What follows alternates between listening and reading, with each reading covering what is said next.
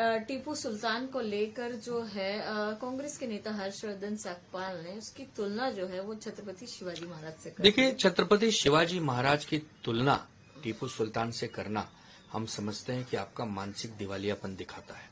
छत्रपति शिवाजी महाराज हमारे महानायक के साथ साथ हमारे आराध्य हैं। हम उनको भगवान का दर्जा देते हैं, उनको पूजते हैं, क्योंकि उन्होंने हिंदवी स्वराज की स्थापना के लिए अपना सर्वोच्च खपाने में भी पीछे नहीं हटे। ऐसे महापुरुषों की तुलना आप एक कस्बे के कोई शासक, एक जिले के कोई शासक या मैसूर के क्षेत्र के शासक से नहीं कर सकते। टीपू सुल्तान होंगे किसी के लिए आदर्श, हम किसी की कोई अगर अपना महानायक उनको मानता है, हम उनका एक प्रकार से विरोध नहीं कर रहे हैं, लेकिन हम ये कह रहे हैं कि कम से कम तुलना करते समय सोचिए किससे तुलना हो रही है। अगर आप महानगर पालिका का चुनाव जीतते हैं और आप अपने ऑफिस में टीपू सुल्तान की तस्वीर लगाते हैं तो हमें आपत्ति है।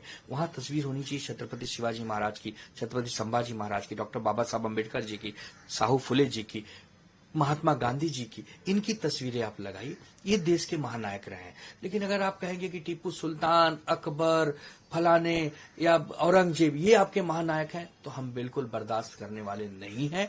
हम किसी भी जाति धर्मों का अपमान नहीं करना चाहते हैं, लेकिन बात जब तुलना की होगी तो कभी दीपक भी सूर्य की रोशनी की तुलना कर सकता है? अरे टीपू सुल्तान दीपक होंगे तो छत्रपति शिवाजी महाराज सूर्य हैं, जो पूरे सृष्टि और ब्रह्मांड को ऊर्जा देते हैं, शक्ति देते हैं। ऐसे महानायक की तुलना आप दीपक से करेंगे?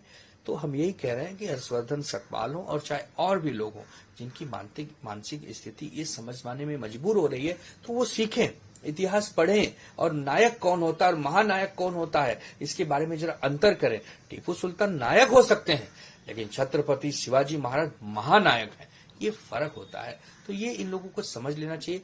देखिए, मालेगांव में जो हुआ वो तो आप देख ही सकते हैं कि जिस पार्टी का नाम ही इस्लाम पार्टी हो, जिस पार्टी के साथ समाजवादी पार्टी हो और साथ में कांग्रेस हो, तो गांव में बड़ी पुरानी कहावत है, एक तो तित लौकी ऊपर से नीम चढ़ी।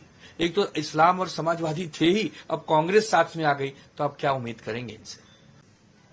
देखिए, जो असदुद्दीन ओवैसी है ना, उनको इतिहास का अच्छे से ज्ञान नहीं है। जब अंग्रेजों के खिलाफ लड़ाई हो रही थी तो अकेले टीपू सुल्तान नहीं लड़ रहे थे तलवार लेकर, लाखों ने, करोड़ों की संख्या में देशवासी लड़ रहे थे। झांसी की रानी, तात्या टोपे, कितने नाम हम गिनाएं, भगत सिंह, राजगुरु, सुखदेव, अशफाकुल्ला खां, चंद्रशेखर आजाद, कितने नाम गिनाएं, सुभाष बाबू बोस, कितने नाम गिनाएं। आपको केवल पूरे देश में टीपू सुल्तान दिखाई दे रहा है? और वीर सावरकर, आप वीर सावरकर जी की तुलना कर रहे हैं टीपू सुल्तान से?